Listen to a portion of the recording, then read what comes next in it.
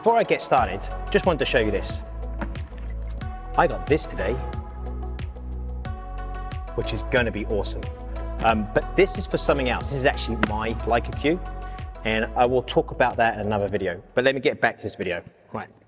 Okay, so this video is basically about what memory cards work best for the GH5 and the GH5S, which this video is being recorded on. So the actual cards that I've got is a very cheap Sony SD card. This is a UHS, they call them? Yeah, UHS-II.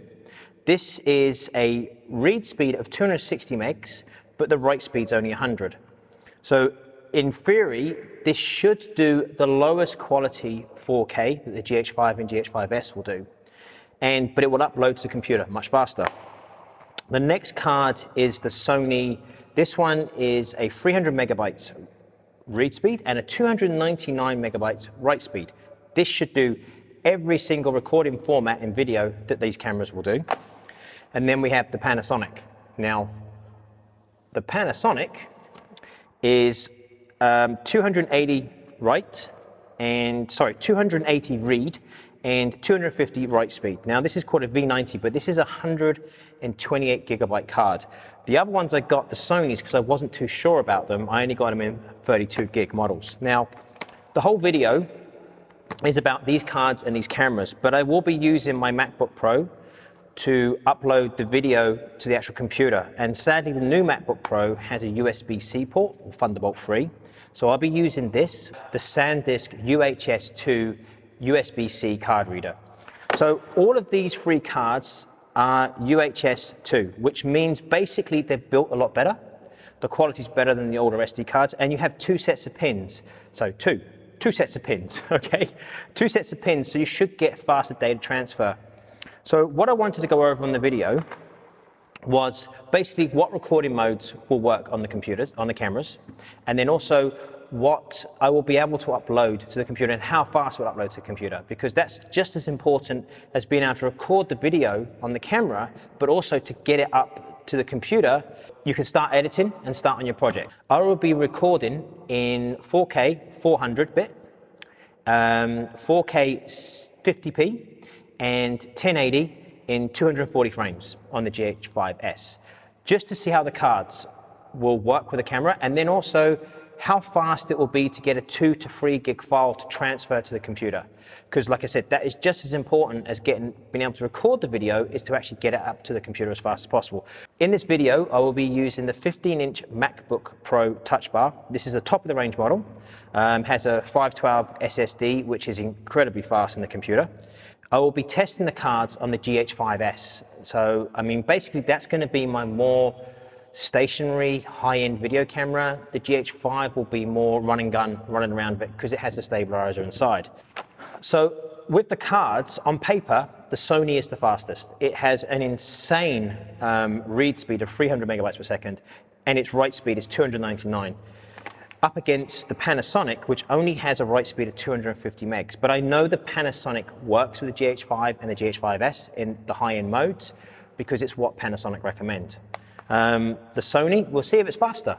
The only way it will be faster, truthfully, is uploading to the computer, which we will get to that in a minute. Before I go any further with this video, I just want to show you something. So these two cards I've been using for about 4 weeks now, okay?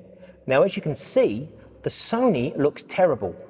It's, oh, gone back to my face, there you go, stay there. Right, the Sony looks terrible. It looks like it's been dragged down the road by a car, but the Panasonic looks brand new. And the Panasonic has probably been used twice as much as the Sony card because there's a larger capacity.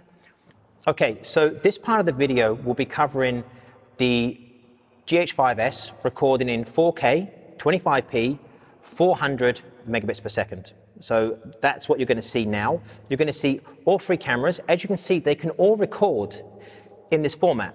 Now, I was concerned the camera wouldn't even attempt to record with a cheaper 100 megabytes per second write speed. It was something that I thought the camera just wouldn't do it, but it did record. So we've done it in the 400 megabits per second, and then we've also done it in 4K 50p. Again, all three cards have been tested. As you can see in the video, all three of them are working fine. They're recording.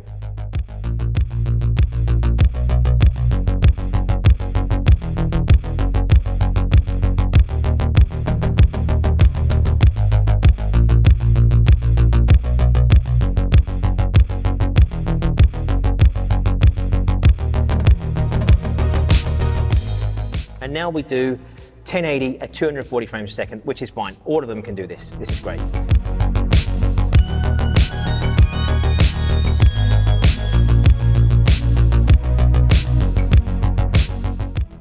So this part of the video is actually uploading to the computer. So again, all three cards will be transferred to the computer via the SanDisk USH-II USB-C card reader.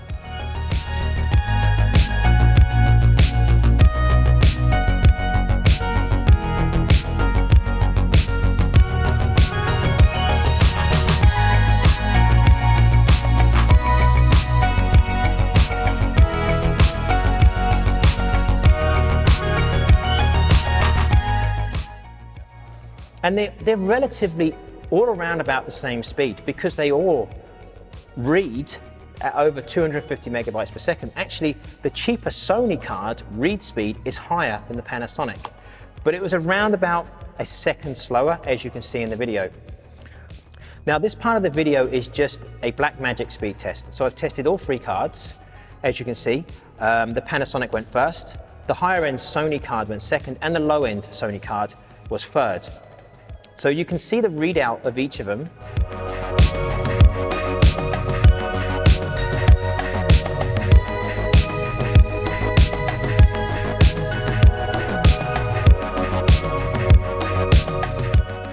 And again, the Panasonic and the Sony high-end card are relatively the same. They read at relatively the same speed. So there's only thing it comes down to really is the price. But there's something else. So I did a quick test after all of this to see which cards work better. And basically I used the cheap Sony card, which is this one. Okay, this is a really cheap card, to see how it would do recording the 4K at 400 megabits per second, 25p. Yeah, 25p. It recorded fine until you put the video footage into the computer. And it missed so many frames. There was no problem in recording the camera, but when you actually look at the video footage, it is terrible. The same goes for 150 megabits per second. It skips frames, it's stuttering, it's just not pleasant to work with. But 100 megabits, the lower end of the 4K, 8-bit, works perfectly. Had no problems with it, didn't drop any frames. Sorry, had to go and grab some water. I know, it's not coffee. When you own your own coffee shop, you drink way too much coffee. So basically, this is New Zealand sparkling mineral water, which is awesome. Incredible, but very bubbly. Right, so the conclusion of the whole video and what we're going to get to is if you're on a budget and you have a GH5, GH5S, or even the new G9, and you want to record 1080 or the lower 4K, 100 megabits per second, 8-bit, then go for the cheaper Sony. It works, it records fine, and it will upload to the computer just as fast as the other two memory cards. But if your intention is to record higher quality video, 150 megabits per second and 10-bit, or even the super high-end 400, which I never use, then go for these two. Personally, I would recommend the Panasonic. The Panasonic is made a lot better than the Sony. The quality feels better. And it's just a really nice card, and it looks better. I know it's a little thing, and I know people say, well, it's just a memory card that goes in the camera, comes out. My worry is how bad the Sony card is going to look after a longer period of time. I need to know what's on the front of my cards, because I need to know which cards I'm using. I do write on my cards, so I can swap them around. I really enjoy making these videos, and I like sharing this information with you guys, because I know a lot of people can do a real technical video, and just overwhelms you. So basically my videos will be like this. I'm just going to be covering the basics, but what works for me and what I think you guys want to know. If you want to know more information or you have any questions about this video, please leave a comment below. Give me some feedback, leave a comment below. But please subscribe. Don't forget to subscribe because there'll be more videos coming soon, and there will be a reason, hang on, there. There will be a reason why I have this. This is mine. I bought this, another Leica. I don't know why I keep buying Leicas.